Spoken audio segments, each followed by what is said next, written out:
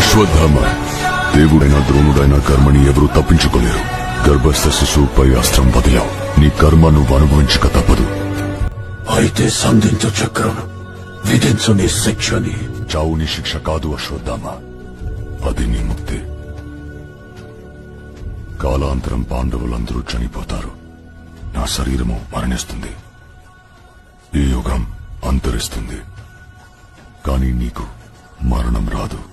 వేలాది సంవత్సరాలు నీ గాయాలు మానక, చావు రాక, బ్రతకలేక ఎన్నో పాపాలు చూస్తూ ఒంటరిగా జీవిస్తావు. ఇదే నా శాపం. నువ్వు నన్ను చంపాలనుకున్నావు, కానీ ఒకరోజు నువ్వే నన్ను కాపాడాలి. కలియుగం వస్తుంది, కలి వస్తున్నాడు.